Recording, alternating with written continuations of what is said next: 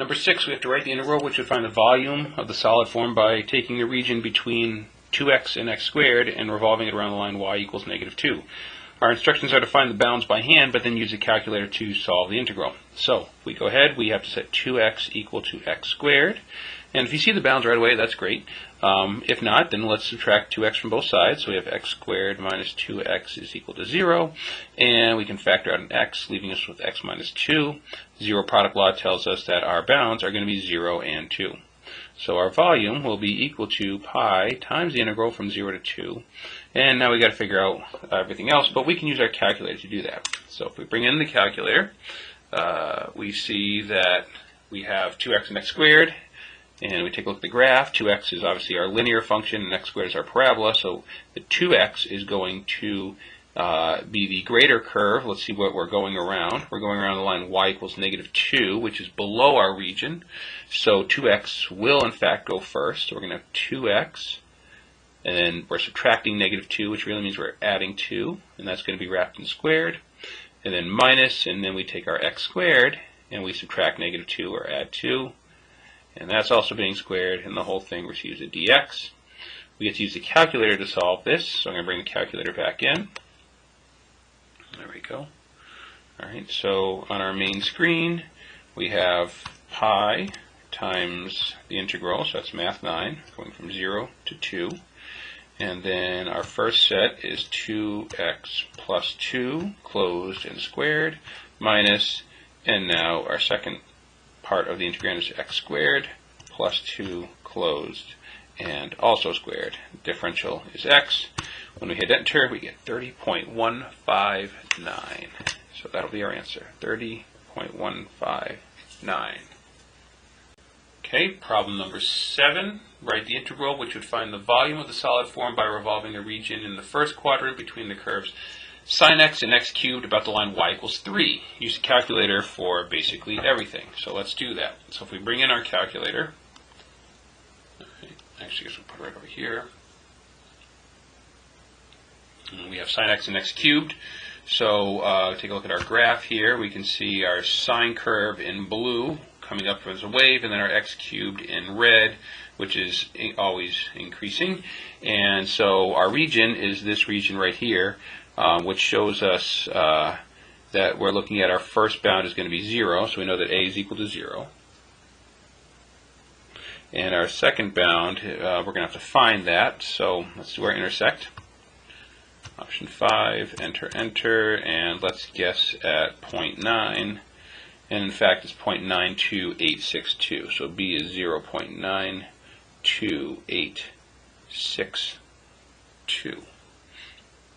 Okay, so now it's time to write our integral, and so we have volume, which is equal to pi times the integral from 0 to, I'm just going to b there for now, and we're going around the line y equals 3. So that line is way above our region, which means that the red curve is further away. That's our x cubed. So we're going to have 3 minus x cubed first in our integrand. And then we will have our sine x second. So that will be in parentheses 3 minus sine x. That's also being squared. And the whole thing receives a dx. Okay, so let's bring the machine back in to do the work here.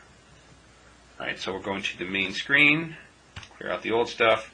We have pi, and then math 9. We're going from 0 to 0.92862, and we have our x cubed curve, which was the second curve. So we're going to have in parentheses 3 minus y2, whoops, wrong one, there we go, y2, and close it and square it, minus, and then parentheses 3 minus y1, close it and square it, and it's dx. Alright, and we see 3.6175, and that's our volume, 3.6175. Okay, last but not least, another function going around the y-axis. Okay, so we have the curve y equals x to the 4th. We're going around the y-axis, so we're going to need to solve this curve for x, which means we need to take the 4th root of both sides. X is equal to the fourth root of y, or another way of writing that is x is equal to y to, y, there we go, to the 1/4. Okay, so if we were to take a quick peek at this graph, the x to the fourth is the parabola again.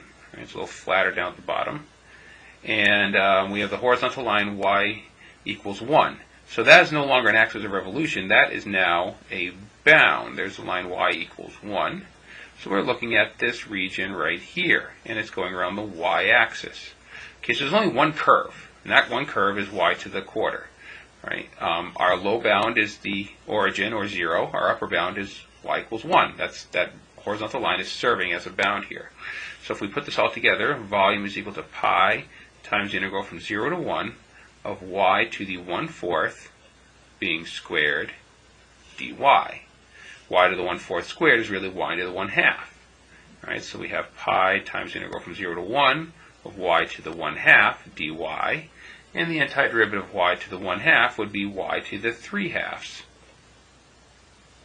over 3/2. That's being evaluated from 0 to 1. So we've got 2 pi over 3, so if we divide them by 3/2, we're really multiplying by 2/3. And then we have y to the 3/2, which normally we would move back into a radical, but we're not going to this time because of our bounds. There's 0 and 1. When you plug 1 in, 1 to the 3/2 is 1. When you plug in 0, 0 to 3/2 is 0. So we end up having 2 pi over 3 times 1 minus 0, which means our final answer is just 2 pi over 3.